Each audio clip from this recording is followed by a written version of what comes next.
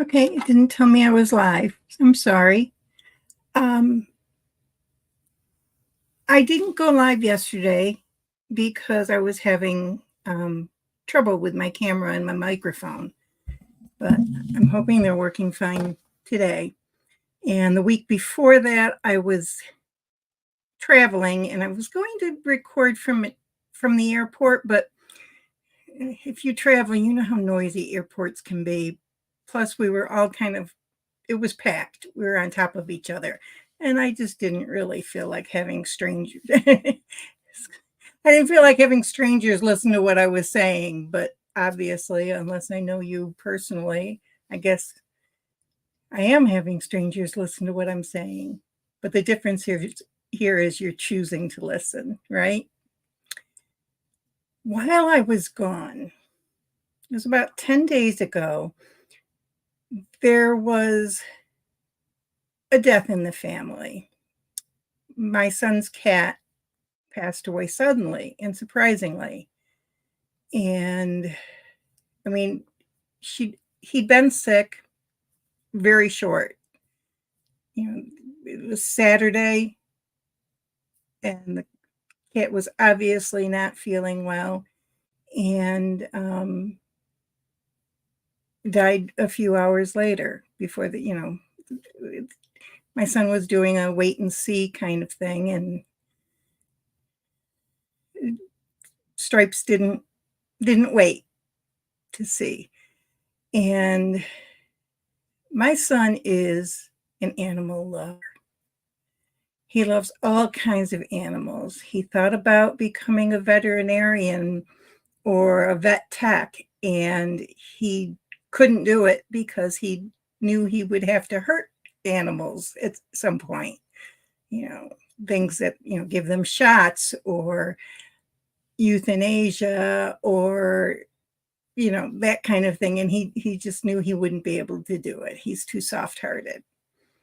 So he really took it hard, and I was out of town at the time, so I wasn't there for him to talk to, which is what he normally would do. He talks to me about pretty much everything.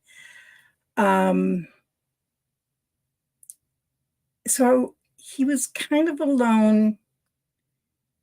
He talked to one of my other sons, but then they both had to work, and you don't really get time off for the death of a pet, even though it can feel like the death of a family member. And for some people, a pet is just a pet. But for many of us, a pet is a part of the family. A pet isn't just an animal that lives in the house. A pet, our pets are our children, our brothers, our sisters. They're part of the family. And Stripes was definitely a part of the family and had been for he was at least I think he was probably close to 15 years old. So I guess it shouldn't have been that surprising, but um, it was. It was unexpected. And my son went to work, and he is the general manager of a local pizza place, mostly deliveries. Um, so he told his employees, I'm sorry if I'm going to be, short with you, if I'm off, but my cat died last night. And most of them were pretty good about it. And he held it together pretty well. But then at closing, there's usually him plus another employee to close. And it takes a good hour or so to get everything cleaned and put away and get things set up for the next day. Sometimes it's, 2 hours, depending on how busy they'd been. He told the other employee to go on and go home. And, it's like, are you sure? And he's, yes, I need some alone time. And he knew that if he had come home, if they'd worked together and he got to come home, he would probably go on the computer and play games and things and not process, and he knew he had to process. He knew he had to feel his feelings. Now, we don't talk about these things. He does not know that that's what I preach. He just knew it instinctively that he had to get it out. And he thought by working, you know, alone, he could cry if he needed to, and he could process his feelings, without doing by doing mindless tasks that he normally does. And yes, it would take twice as long with just him doing it, but he was okay with that because it was, his me time. And he told me he did one thing, which made me very proud of him, was he just, at one point, he stood there and slammed his hands down on the counter and just screamed, just yelled at the top of his lungs, and you know, um, just a guttural cry. I think there used to be a name for it, like a caveman cry, yell or something. There was a therapist would prescribe this for some people to do. It was a thing, probably about 20, 30 years ago. And he just did it instinctively. And it really helped him. He ended up doing it again that night, and then he did the yell when he got home in the car. He hit the steering wheel and did the yell. And then he was able to come in to the house and, go to bed and sleep soundly. And he wasn't, it didn't mean he was over it, because you don't get over things, especially that quickly. And, but over the next couple days, he took time by himself. He's like me, don't let other people see you cry, keep a stiff upper lip and all of that. And that's all well and good. But as long as you take the time to allow yourself to feel, to allow yourself to process the emotions that are coming up, to actually recognize the emotions. He was frustrated, he was angry, felt guilty. He was just generally upset that his cat was no longer there. And it didn't matter that we have two other cats. It didn't matter that we have two other dogs. This, each animal is special to us. And I'm just really proud of the way he handled it. He's not a child. He's 30 years old. But he's had some loss in his life. He's lost all of his grandparents. He lost his father when he was just before he was a senior in high school that summer. And we've had multiple cats and dogs. I can name 3 or 4 that were extremely special to him. The dog that we had from his age of 2, by the time we got Rascal when my son was 2 years old. And he lived until the January before my husband died. So he lived for 16 years, which was a good long time. But he was my son's dog, I mean, there were other people involved. We had a family of 8. So, but as the other sons left the house, Rascal became his dog. his and Dan's, my husband's, but and mine. But Rascal was he liked the men better. But so he's had losses, and I think I think he's handled them all pretty well, and I'm very proud of him. And but my whole point is, no matter what your loss is, whether it's the loss of a friendship, a marriage, a person to death, an animal that dies, or even runs away, that's hard. If they get lost, they get out and they get lost. So all of our animals are indoor animals. The dogs have a fenced area where they get to go out and play and do their thing. But so, if they got lost, if they got loose, I'm not sure that they'd know how to get back home because they've never had to before. Um, so yeah, losing a pet like that, that's really hard because you don't know what's happened to them.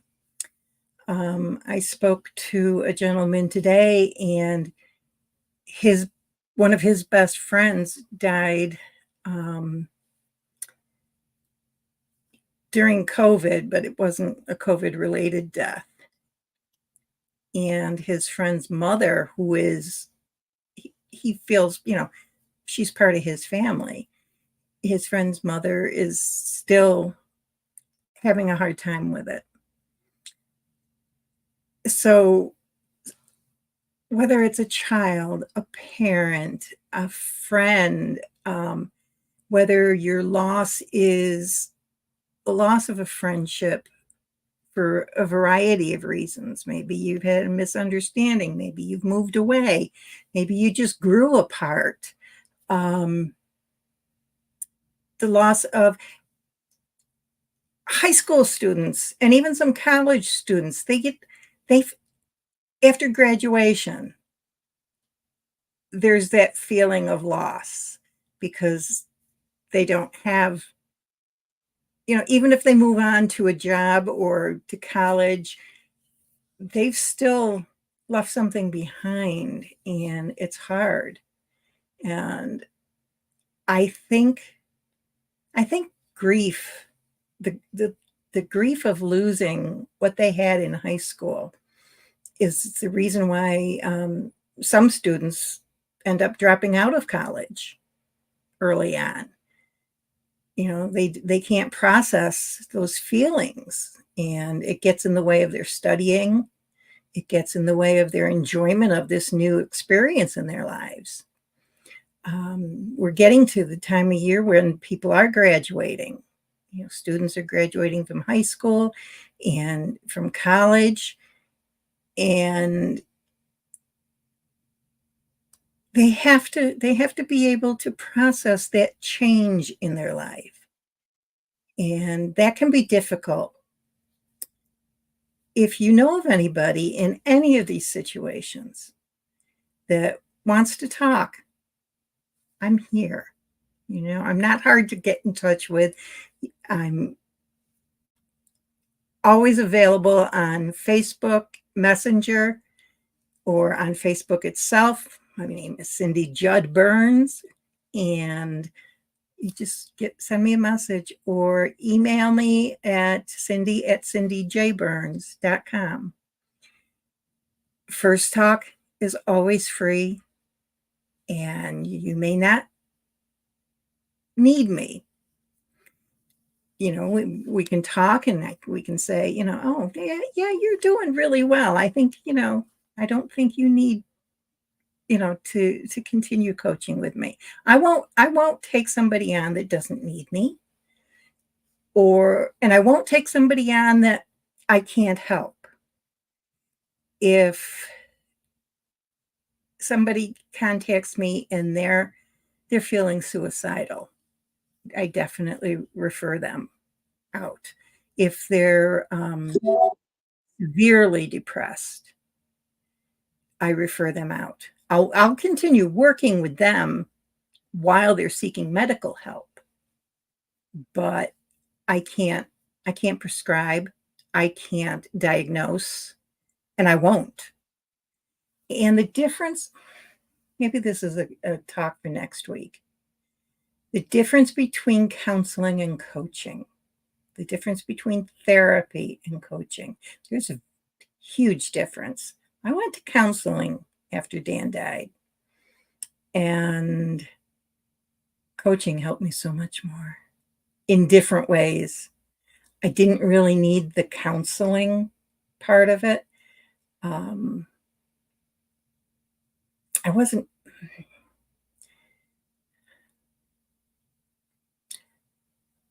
I needed to know, I needed steps to take. I needed to know what to do next. That's where I was at that point in my grief.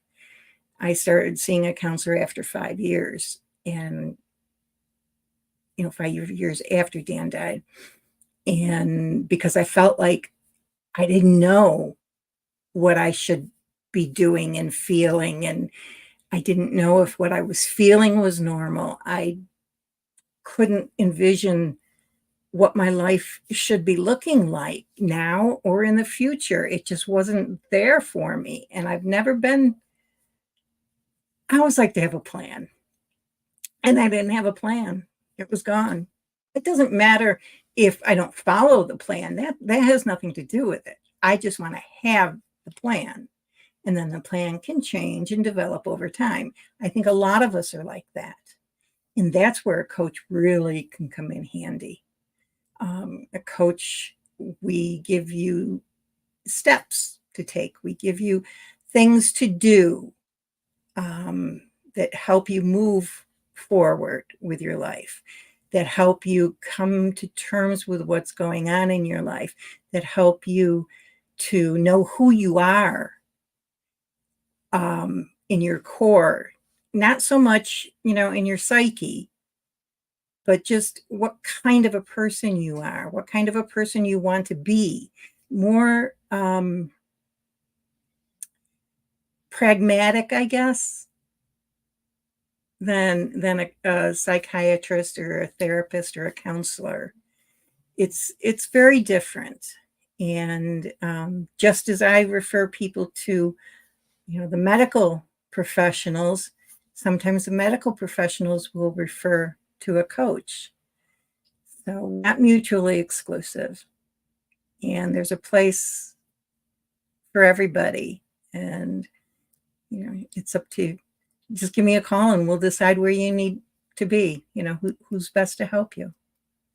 All right, I've prattled on long enough, and I hope this all worked well. And I will see you next Monday. Today is Tuesday. I'm a day late. I will see you next Monday, if not before. Have a great rest of your day and a wonderful week.